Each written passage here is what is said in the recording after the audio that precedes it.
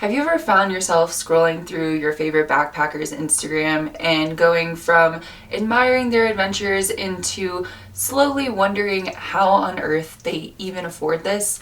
Or maybe even, do they even work? Or even worse, must be nice to take 6 months off work whenever you feel like it. Maybe you've even found yourself on my page thinking those things, and I don't blame you because I used to do the same thing. And if I'm being totally honest, I still sometimes fall into it. It is a less frequent occurrence for me these days though, because I've started to kind of figure things out for myself, and I plan to share them with you as well.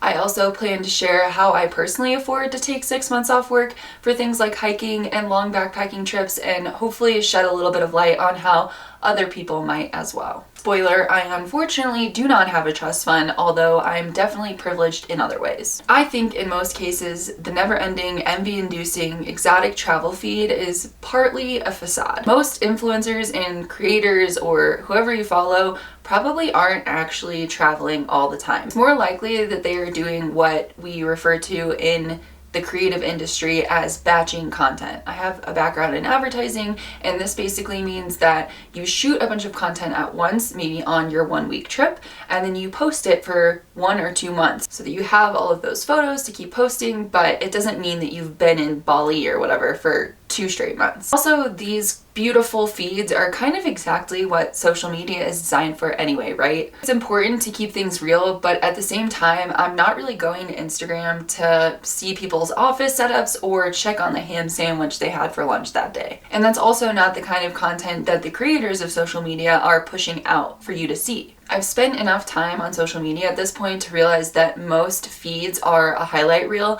and not exactly a realistic or healthy measuring stick for me to compare my own day-to-day life to. Of course, there are people who have figured out how to make money on social media and traveling and truly are traveling all the time, but I think that's a pretty small minority, and it's not to say that that doesn't take a lot of work in and of itself. Also, a subset of people, especially in the thru-hiking world, who seem like they're hiking all the time because they are. In my personal experience, from the people I've talked to, that subset breaks down into 3 categories. First is people that work seasonally and save a ton of money in the off season so that they can hike every summer. But keep in mind, they probably aren't saving a ton for things like retirement. It's sort of a save in the winter, hike in the summer kind of cycle. The second group is people who have already retired and can afford to go and hike all the time. And the third group is people who are probably in a lot of debt and they're okay with that for now. I'm obviously making some assumptions here, but a lot of the assumptions are based on real conversations I've had with other thru-hikers and just kind of being part of the community for going on 4 years now. So where does that leave us if we don't fit into the aforementioned categories? We're not yet making money off traveling, maybe one day, hopefully, not working seasonally or not able to make enough money in the off season to feel like we can hike comfortably every year, or we also want to save for retirement while we're saving for thru-hikes. Maybe we want to thru-hike a few more times before we retire. We don't necessarily want to wait until after we've retired to comfortably thru-hike. Is that even possible? I think it is, and I personally have been able to make it work so far, but not without sacrifice. I also want to acknowledge that while I firmly believe most people can make a thru-hike work financially if it's a priority for them, the sacrifices you might have to make might look very different from the ones that I have to make. They might be much more significant and might be more than what you're willing to make in order to make a thru-hike happen, and that's okay. I'm not here to convince you to ship your dog away for 6 months and sell your house just so you can walk from Georgia to Maine. But if that's what you want to do, I'm happy to share my experiences so that you may be able to extrapolate them and apply them to your own life. I personally have a few things working in my favor that I want to make clear because I think that context is important when we are talking about life-changing financial decisions. I don't want anyone to compare their journey to mine without having a clearer, full picture. First, I am lucky enough to not have any student loan debt. I was able to get a full academic scholarship to college. My parents helped me out with room and board, and then I also worked during school to cover the rest of my expenses. Second, I don't have any other forms of debt either. I have been blessed with good health, continuous employment, and kind of a side hobby of financial independence.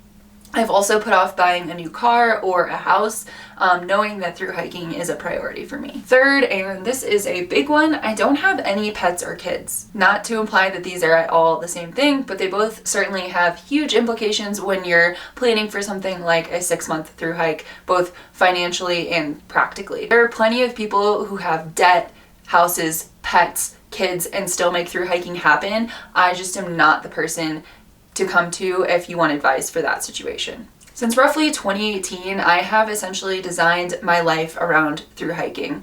I decided I wanted to hike the PCT, and basically every decision I've made since then has made it financially and logistically easier for me to be able to go on another thru hike. It might not be the most ideal way to set up your life in general, but for me, it's worked really well so that I was able to not only hike the PCT in 2019, but also the CDT in 2022. A few ways that designing my life around thru hiking has manifested is one, lining up my leases with thru hiking seasons, or at the very least, making sure that I can have subleasers if I need to. Second, I have not gotten a dog, even though I really want one, because I know that I won't really have a way to take care of the dog if I go on a thru hike. Third, I have not bought a new car, even though I really could use one. And mine's a 2010 with 220,000 miles on it, and I live in a mountain town and it doesn't have 4-wheel drive. That actually really needs to change soon and has become more of a priority, but it's something that I've put off for a long time, knowing I don't want a car payment while I'm on a hike. When it comes to consumption, I'm pretty conscious of not consuming more items that I'll eventually have to pack up and move. I also don't want to accumulate so much that I have to rent a storage unit, which I would then have to pay for while I'm on trail. Right now, when I move, all my stuff fits in my 4-door hatchback car, and so it's really easy for me to pack it all up,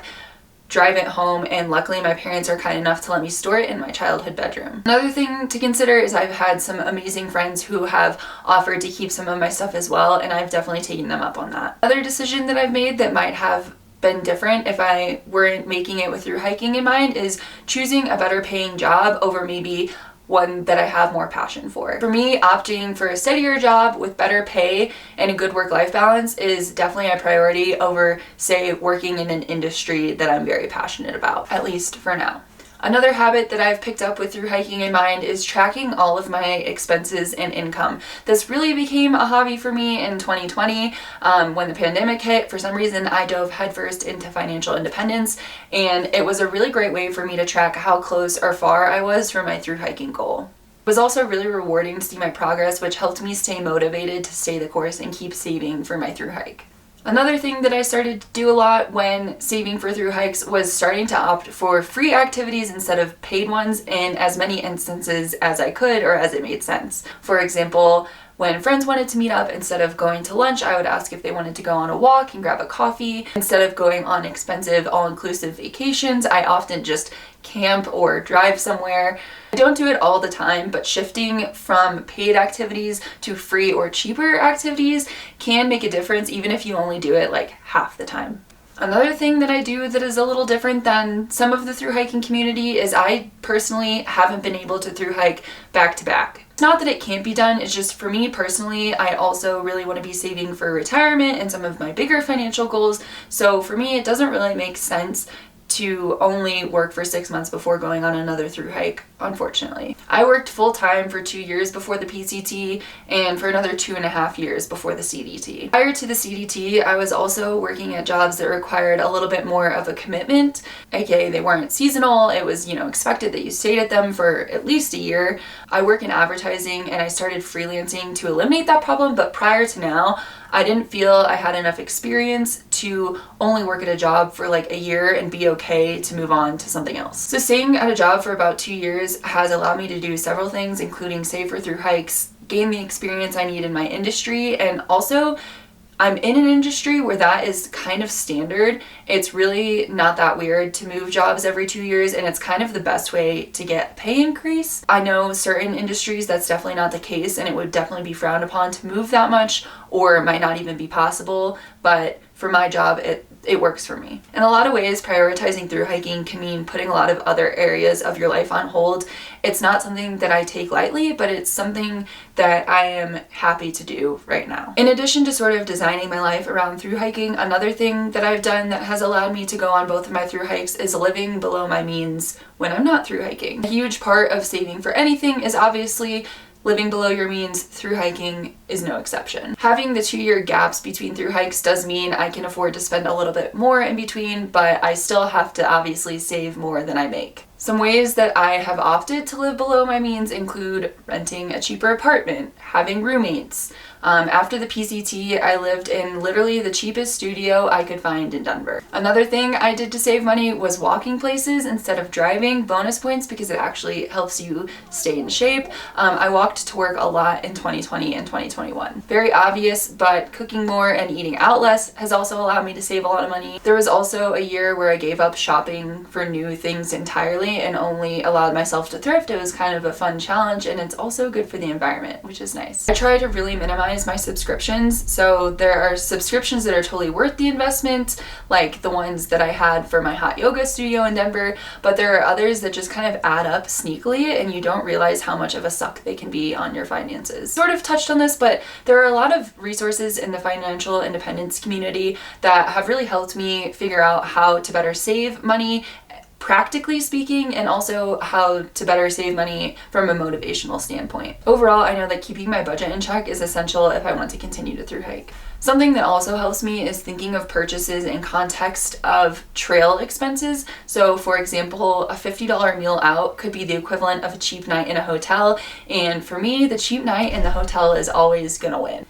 Another thing that I've worked hard at since deciding that I want to through hike is increasing my income. Living below my means can only go so far, and increasing my income is an essential part of the equation when it comes to being able to save for a long period of time off work like a through hike. At my first job out of college, I was making about $45,000 a year and honestly barely scraping by. To be fair, I was also really not managing my money well, but I knew that I couldn't live on that forever. When I got serious about wanting to hike the PCT, I knew I needed to start making more money. I successfully campaigned for a raise a few months before I left that job and started putting the extra income toward my PCT fund. I also picked up a side gig during that time, teaching at a portfolio school, and all of that money went directly to my trail savings as well. When I came back from the PCT, switching jobs actually allowed me to ask for about $10,000 more per year to get me up to market rate. I also worked for and received 2 raises during my time in my next job after the PCT. In addition to my full-time salary, I also worked part-time for a podcast some of you may be familiar with, Backpacker Radio, and I had other freelance gigs on the side as well in order to save more for whatever the next through hike would be. At the time, I didn't necessarily know what. All of that combined though allowed me to save for the CDT in 2022. Now I'm freelancing and working to increase my client load so that I can save for whatever through hike happens to be next. Another important financial aspect of being able to afford a through hike is reducing your expenses for while you're actually going to be on trail. There are certain life expenses that you don't even think about when you're saving for a through hike, but the fact that they're ongoing means that you have to budget for them or try to eliminate them if you can. Things you can do is cancel any monthly subscriptions that you won't be using while you're on trail, so even if you are going to want them when you get back, you can cancel them for the time while you're hiking. Another thing to think about is downgrading your car insurance.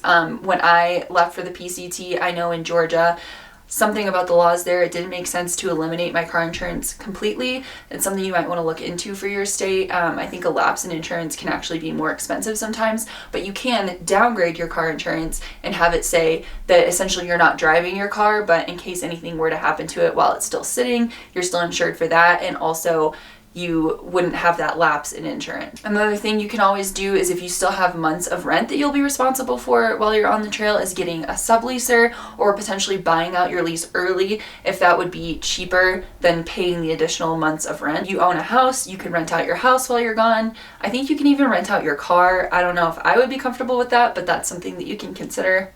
It might be worth trying to pay off things like car loans early before you go on a hike so that you're not having that ongoing payment while you're on trail. And also looking into things like cheaper cell phone services, etc. I hope this video offered a little bit of insight into how I afford a thru hike and helps you the next time you're doom scrolling and wondering how the heck anyone affords to live like that. Maybe it'll even inspire you to make a plan to start saving for your next thru hike. Please leave any questions that you have for me in the comments and I'll do my best to answer, and consider subscribing if you enjoyed this video, and that way you won't miss any of my future thru hiking videos. Thanks so much and happy hiking!